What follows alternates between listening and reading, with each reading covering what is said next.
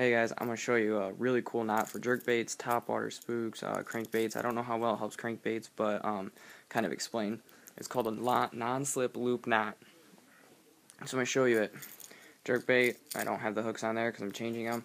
So first off, you start out, you do not need your lure for the very first part. Make a loop like that, take your tag in, put it through the loop, and I missed. There we go. Okay. You want about 4 inches from the loop to the end of your knot. Now you take your lure, you put it through hook eye. See that loop? Now it's like that. Go back through that loop. Take your tag in and wrap 5 times around your main line. You probably cannot see this super good, that's why I'm talking so much about it. 2, 3, and 5. Okay, see that loop? See all that confusion? We'll call it confusion right there. You want to stay away from that, and you want to put it through the loop where that's not at. Now watch what happens when I push down this line. See that? How that, hold on. See how that line kind of goes down? You do not want to put it between the line and the other line. You can see those, my finger's not in the way, you guys can see those 2 different lines right there that create another loop within the loop. Do not put your line through that. That is not the right way to do it. So now that all those loops are together, or all those lines are together up there, I'm going to put it through the loop where those are not at. And the reason for that is that your knot will not tighten down correctly. It will slip. The main line, if you pull on the main line, it will not slip. But if you were to pull on the tag end, it would slip. So, cinch your knot down. Oh, I probably should have wet it before I did that. Always do that. Because if you don't, what happens is you have so much friction.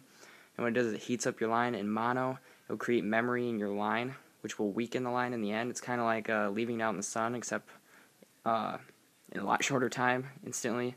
So it's kind of like that. It's always wet in your knot. And then cinch down. Good to go. Okay. Now if I would have put it between those, that loop within that loop that the 2 lines made, this is what would have happened. I would have pulled on, now the main line, if you pull on the main line like the fish would, it would not have slipped. So that's fine. But if you were to pull on the tag in, it would have slipped down. See how it did not do that when I pulled on that? That's because I did it right. If you put it through that loop, it will slip. And basically all that tells to me is that the hook was not correct. It was a little bit weaker. It wasn't as strong as if it is now.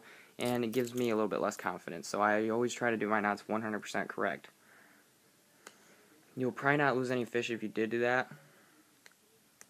But when I teach people how to use knots, I have them sit down with like 20-pound mono and like a lure that doesn't have any hooks, and I teach them the hooks over and over again, and I say, go ahead, do it without me, and then I check them and do all the tests with them and stuff.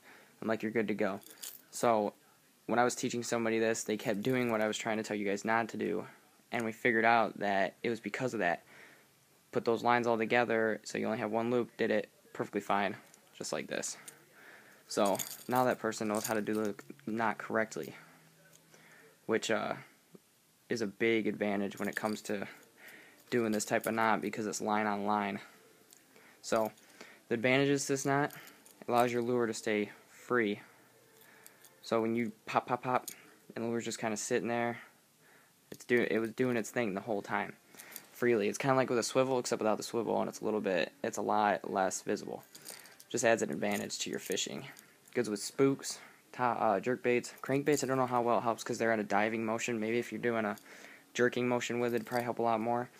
So yeah, that is a non-slip loop knot. Big advantage, helps out a lot, adds a lot more action. Just gives you more confidence in the baits. So when I teach people that, that's what I tell them.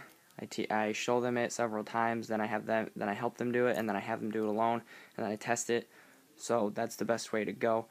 That was the big thing that I found in this knot, that if you do it wrong, that's what can happen. But I don't think you're really going to lose any fish in it. It's just that you're going to lose confidence in it if you find out that you're doing it wrong. So, confidence is a big part of fishing. I don't think a lot of people realize that, but it is a big part. And then here's a crankbait. If you were to go and throw it on that, probably the only way it's going to help this is if you're doing a jerking motion with it, not if you're just letting it dive and then popping the rod tip once in a while. Okay, I want to talk about one other thing in this video. Or two other things, sorry. Okay, here are just some simple baits that will catch fish like no other. They're little French fry style baits. They're just French fry style baits. Mike Iaconelli uses these a lot, I know of. It's a good finesse bait. He's probably one of the best finesse fishermen. They just have a ton of action. It's not exactly like a Cinco. See, it has rivets. It's nothing like a Cinco, but it has a lot of crazy action, a lot like a Cinco does. And it has a lot of action. It's good finesse bait, especially if you're not getting bit on Cinco. Go and throw a French fry style bait like this, or I mean, basically every company has their version of this. It's just a straight worm, except beefed up. Instead of a straight tail worm, it's just kind of beefed up. It's kind of big. I got like a value pack, like 15 of these for like $3, so that's good. Those are good finesse baits, especially probably going to throw some of these in the finesse bait box and the panic box, depending on the color. Yes, I have a panic box just like Mike Iaconelli, because it actually works. By the way, pick yourself up one of these. You guys haven't. I've been reading it. I'm like halfway through it. Tons of great information, especially on rod storage, rod choice, lures, all that stuff. I mean, it's Kevin Van Dam, guys. It's the world's best bass fisherman in the world. So thanks, guys. Try that knot out next time you decide to go spook fishing or jerkbait fishing. Look it up if I didn't give you good enough detail. Ask me any questions. Remember to subscribe. Plenty of fishing videos, so subscribe. Check out all of our videos. Interviews with Kevin Van Dam, obviously, right there. Bought his book the same day, even signed by him. See? It says Tyler Great Fishing, Kevin Van Dam. So, that's the way to go, guys. Thanks.